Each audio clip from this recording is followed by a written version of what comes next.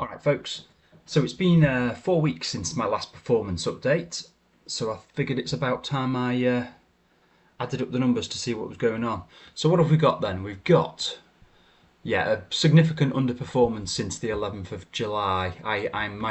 My portfolio was up 0.78% and all of the life strategies were up by more. And as you can see, I'm almost doing exactly the same as what happened last year, where I ended up losing out to Life Strategy 100, which doesn't matter that much. I'm still enjoying it, so that's all that matters really. I haven't updated the dividends since the 11th, have I?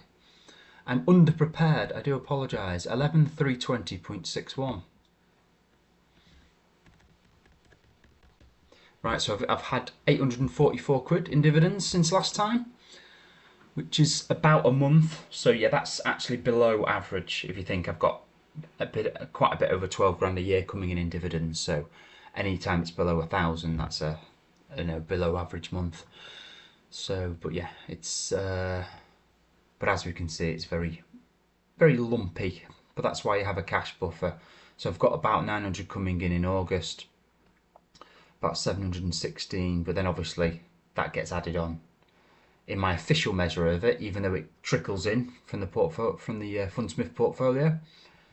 When's the next big month? There must be a big month coming up soon. November looks small as well. Yeah, it's small, but I'm not spending a lot at the moment because my spending's kind of a lumpy as well. You know, I had like below 1,000 most months, and then when I'm in England, to get my time in England, it goes up for a couple of months. There we go. Yeah. And obviously owning VWRP instead of City of London makes it even lumpier, because as we can see there in December, 2,280. Anyway, that's that. So what else happened? Right, so we had a dividend increase from Natwest Group, and well, we can see it here. It's gone to 9.5 for the interim from 6 last year, which adds up to about 38 quid extra. I've just modified the dividend here in a duplicate of my portfolio. Here's the proper portfolio without that modification. And we can see here that UPS did terribly in the time frame, so did Life Science REIT. Yeah, well anyway, there's the numbers. You can see for yourself. Some ups, some downs. Scottish Mortgage did okay. And then if we go to Fundsmith, we've got the same numbers.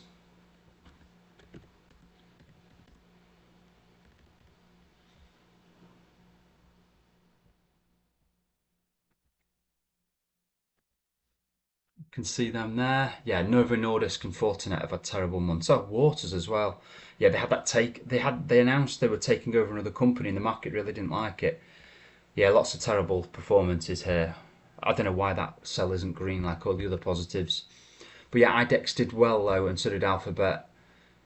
There's ups and downs there. I haven't actually updated the performance for Fundsmith. I apologise, I haven't got time to do it though, so I've left it blank. Oh well. Sorry, I would do that, but I need to get out soon.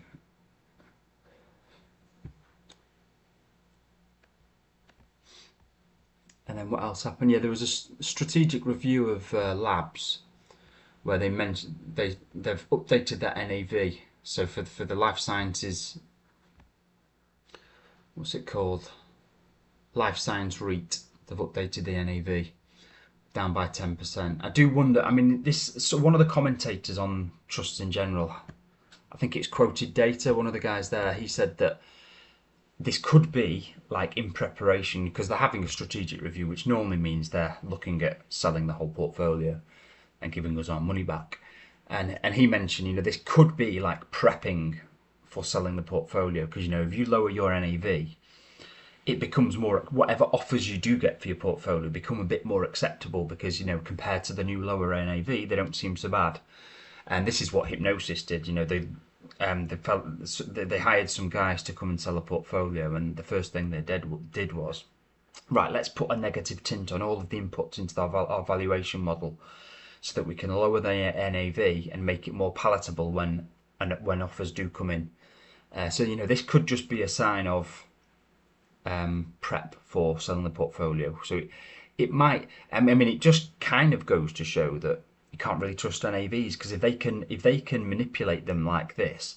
I mean, he didn't say this was for sure, you know. This, I'm sure they would never admit to doing this because it's probably illegal. But so you can never prove it. But it's like, who determines the NAV really? Because if they have an independent company doing the valuation, that independent company still has to get inputs to whatever valuation model they do. They still need inputs, and where do those inputs come from? Probably I'm guessing like the investment manager. So I feel like they can always manipulate these things. So who knows? I mean, it could just be that it's a terrible portfolio of properties, and this is a genuine decline in the NAV, or it could just be playing games to get the thing sold. But yeah, with the new NAV, obviously we've had a decline in the share price over that period, 13% or more. So actually the NAV's gone, the discount to NAV's gone even higher because the share price dropped by more than the NAV did. So yeah, there's still a massive discount there. So who knows? But yeah, I'm just thinking to myself, 66.3 is the NAV. If we can get it sold for 20% discount to the NAV, I'm still making 20%. I feel like 20% discount to NAV is a big discount to be selling for. Did I get that right? 66.3, yeah. So yeah, not the end of the world. But yeah, we'll see what happens. Yeah, my Harmony Energy one that got sold, I had a massive loss in that for a while, and in the end I made a massive gain on it. So these things can happen, or maybe I just got lucky that time and it's not going to repeat itself. But anyway, all part of the fun and games. Let's just see what happens.